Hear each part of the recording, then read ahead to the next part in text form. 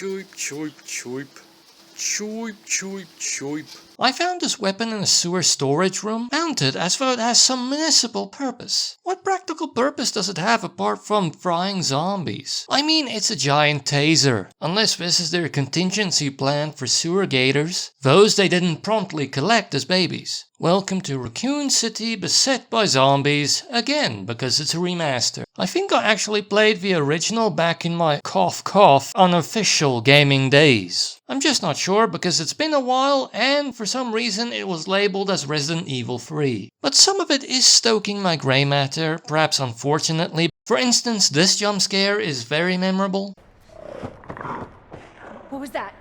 So some things have survived and other things are different. Most notably the transition from the sometimes underrated fixed camera views to the Resident Evil 4 over-the-shoulder camera. So minus the pleasant helplessness in the horror context that a fixed view can sometimes give, and the interaction with the set dressing that gives extra info is drastically less. You know, pressing X near every single bookshelf, painting, plant, to see what the character thinks about it. Apparently these two things I love aren't everyone's cup of herbal tea. It's now more action focused. You can actually aim for the head in this one, if zombie skulls are particularly thick. Bullet spongy brains. Most of my shots went there, so I don't even know if at the very least it gives a damage bonus. And here it's quite important to consider this, because even after all the resource management, an almost fundamental gameplay staple for the survival horror genre, resulting from your limited bag space, I still had a few ammo shortages and close calls. If you have bad aim, or maybe the more cumbersome aim that might accompany an analog stick, wasting ammo on body shots, you may have to run away more if that doesn't kill them. At least early on. Later I was hoarding most of my gunpowder that you use to craft ammo for the later bosses. But until then you may have to contend with the difficult task of avoiding corridor zombies. There seems to be one obvious benefit from headshots though. Critical hits that pop their tops. I mention them in this way because the criticals are actually quite rare. At the very least with the pistol that you start with. So either headshots give you an increased chance, if by an arguably small margin, of killing the zombie outright,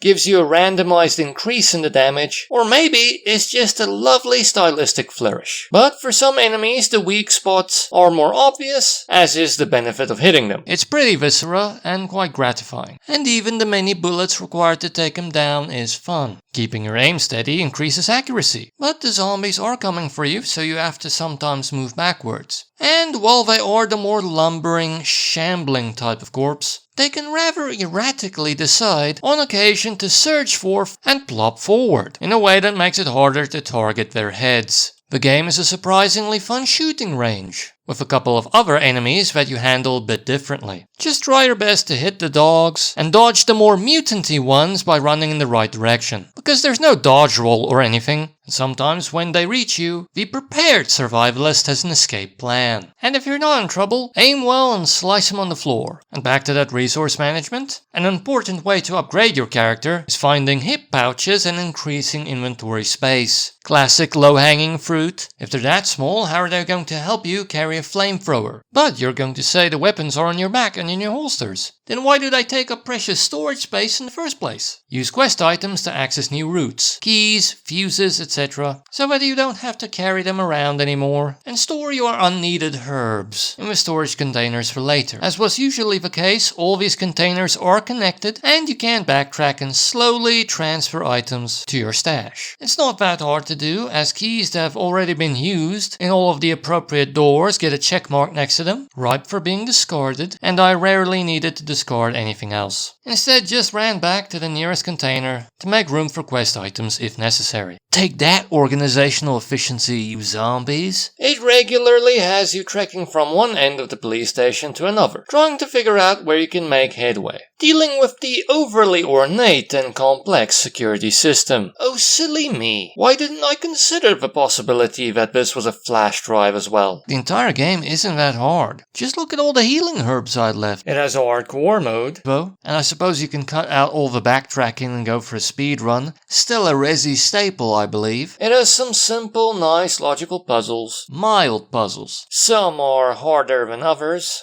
but they do give a nice change of pace, and in all fairness, I've rarely felt so silly from making a mistake. Exploring the police station especially is fun, finding weapon mods is rewarding, as simple as finding them can be. Read the code to a safe, try and find the location on the map where you solve a safe, find a safe, open it, done. Hopefully nothing new is walking around here to try and devour you, and apparently suck out a piece of your meat. And here we have a massive improvement in my opinion, the horror elements. Sure, a lot of times Resi games can be on the lower end of scary, more like an action game really. But here I believe they added things, as I doubt the tech of the time would have found this doable. Firstly, great audio design. Musically the game is mostly silent, eerily quiet, with ambient and enemy noises.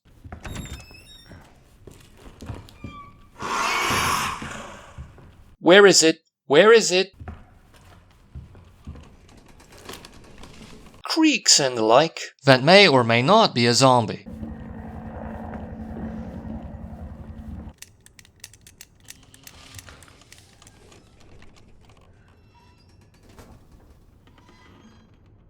But sometimes tension tracks play to indicate danger.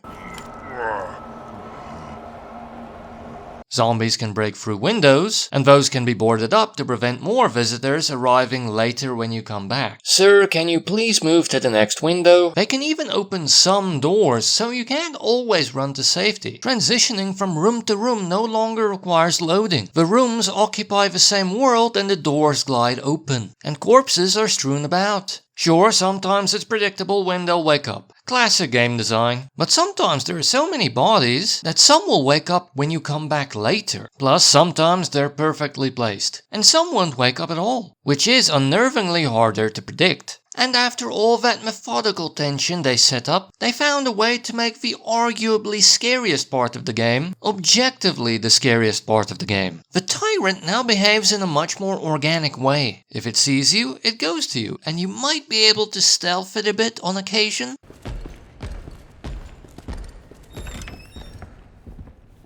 You can't kill it, you can shoot it, force it to take a necrotic breath, maybe shoot off its hat. But when it's done resting, it will start to search again. And it actually feels like a search. Remember when I talked about great audio design? It has heavy boots, and you can hear them from a completely different room.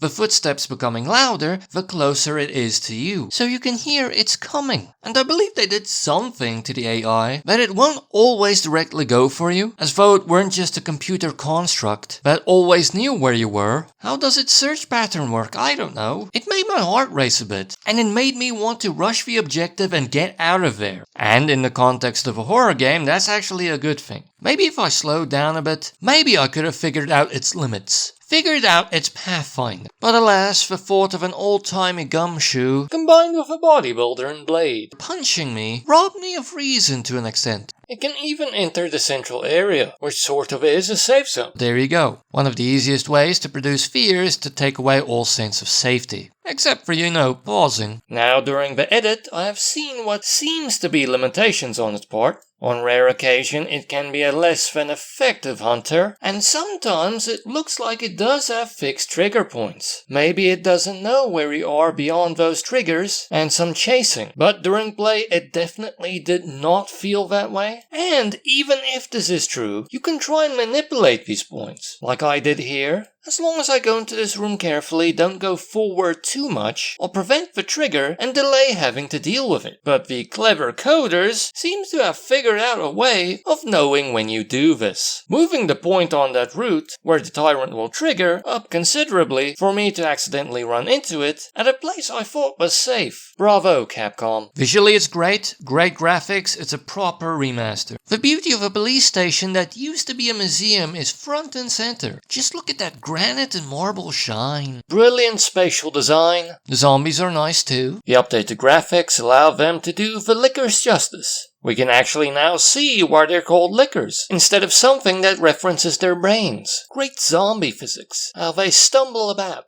react to the wounds. See this beautiful context-specific animation, as the zombie dies just as it reaches you. But some unrefinement does come from these excellent bearers of necrosis. Their bodies are more flexible now, to allow them to be controlled by physics, but sometimes that has some unintended consequences, or at the very least, can make their interactions with solid objects a bit awkward. I apologize for maybe being a bit prejudiced here, but I kind of appreciate how they changed Leon to boyishly yet realistically handsome, from someone who stereotypically looks like they're simultaneously in a boy band and working Vice. I don't know if I'm showing a bit of the jealousy you levy at boy bands. But I'm sure at least some of you will agree that those bangs were getting out of hand. If the difference in length is maybe a centimeter or two. Story-wise, it has a very basic survival horror plot. Especially since other Resi games may have already tipped you off about some of the things that happen. Start someplace, eventually end up in a lab, unraveling a mystery, and finding an answer that isn't that surprising. I'm guessing it has more voiceover and cinematics that's effective at times, such as when displaying Lieutenant Branag's pain. Take it out, or you run. Got it? Yes, sir. But other times, unless I'm being a bit harsh here, it grows a bit of corn. And maybe some stilted voiceover work on occasion. That explains the horrible things I've seen. What are they after? Lastly, let's discuss content, hand in hand with Link, because you can play as Leon S. Kennedy or Claire Redfield, a first and a second run, and completing them both leads to a true ending. Just a heads up, a lot of people would not do both. Both characters walk through the same areas mostly, but with some items in different places, a different progression route, different enemy placement and frequency, even some different bosses, story, and most notably, different weapons. For my second run I played as Claire, and it felt harder in most respects.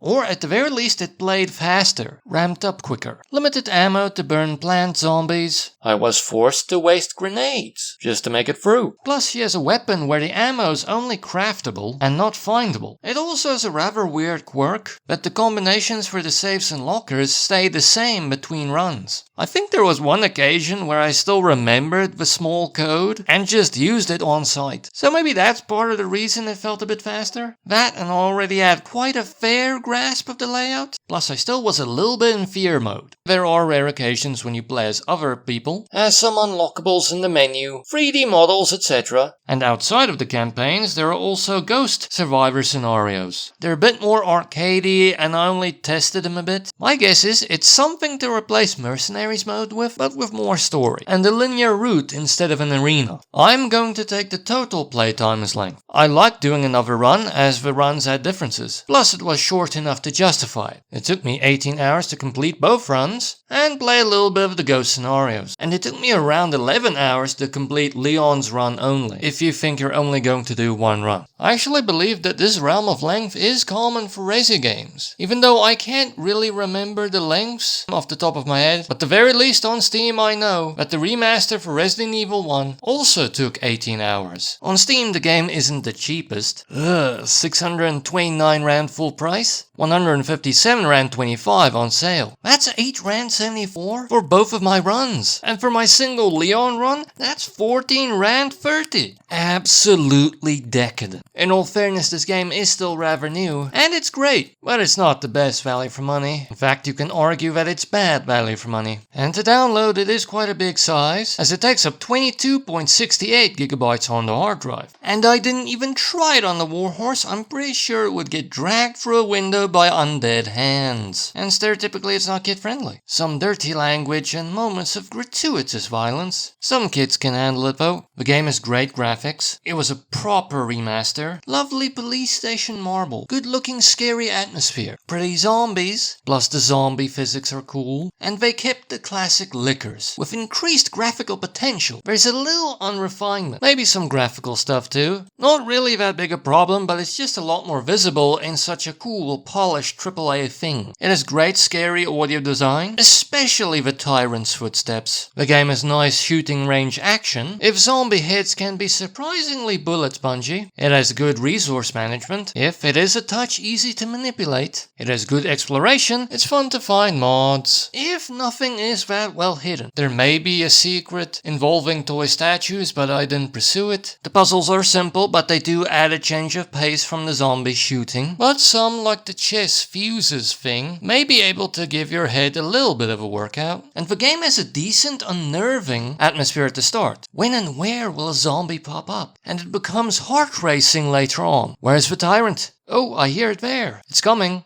The Tyrant seemingly more sentient hunting. Maybe it's a parlor trick, but what a trick. But I'm a horror lightweight, so grain of salt. On the maybe side, the game has a lot of the original in it, utilizing classic game design. But it has some changes too. A lot of them are good changes though. It's not the same, but it's not too different. They trimmed things back, like how many elements in the set dressing can you examine. Ultimately, this game is still more of an action game than a horror game, even though the new touches in my opinion do make it scarier, from what little I can remember of the original. It has kind of a functional survivor horror story. Some elements were made better with the cinematics, others cornier. Some of the characterization may be a bit shallow, or maybe cliche. For instance, the Birkin's parenting style. And the game is not that hard, but it does have a hardcore mode. And while your resources are still scant, there can be some close calls. And in order to get the full true ending, an arguably much more satisfying ending than a single run will give you, you will have to play a second run. And that's not everyone's bag, because for the most part you walk around the same area as the other character did. Do some similar things. But I think it's worthwhile because the second run, I believe regardless of who the second character you pick is, will take you to some different areas, sections and bosses. Although the bosses are mainly located during the true ending. Come on, play it. At the very least this game has one scary mystery. Why, with all these zombie attacks, the wounds people had to incur because of them? Was it so necessary for their first aid spray to be placed near toilets? What kind of wounds were they getting?